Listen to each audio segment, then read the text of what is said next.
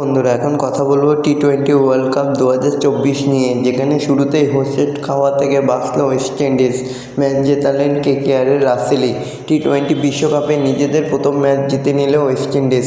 তারা হারিয়ে দিল পাপুয়া নিউ গিনিকে। 5 উইকেটে জিতল আন্দ্রে রাসেলের দল। তো বন্ধুরা, এরকমই সব খেলার খবর জানতে হলে আমার চ্যানেলটিকে অতি শীঘ্রই লাইক, কমেন্ট, সাবস্ক্রাইব করতে ভুলো না।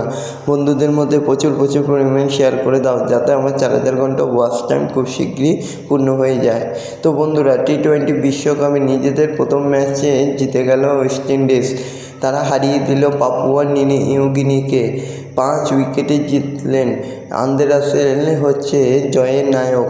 তবে যাই হোক, শুরু থেকে হোঁচট খাওয়া থেকে বাঁচালো ওয়েস্ট ইন্ডিজকে। ম্যাচ জেতালেন কেকেআরের রাসেলই একমাত্র। তো টি-20 বিশ্বকাপ শুরু হয়ে গেছে, যেখানে প্রথম ম্যাচ ছিল West Indies versus Papua New Guinea, যেখানে 5 উইকেটে জেতালেন আন্দ্রে রাসেল। প্রথমে ব্যাট করতে নেমে বেশ চাপে পড়ে যায় পাপুয়া নিউ গিনি। দ্বিতীয় ওভারে উইকেট হারায় তারা। পরের ওভারে দ্বিতীয় উইকেট পড়ে।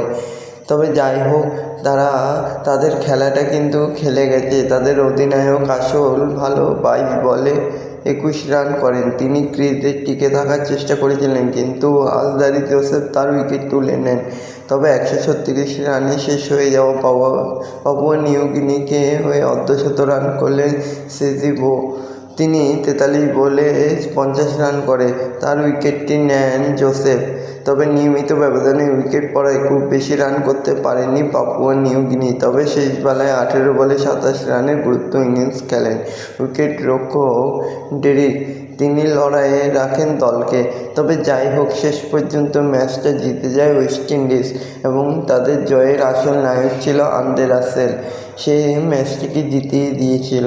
রীতিমতো হোঁচট খাচ্ছিল ওয়েস্ট ইন্ডিজ। তবে যাই হোক, ফার্স্ট ম্যাচ জিতে গিয়েছে। টি-20 বিশ্বকাপের প্রথম ম্যাচ ওয়েস্ট ইন্ডিজ জিতে গেল। তো এরকমই সব খেলার খবর জানতে হলে আমার চ্যানেলটিকে অতি শীঘ্রই লাইক, কমেন্ট, সাবস্ক্রাইব করতে ভুলো না। ধন্যবাদ সবাইকে।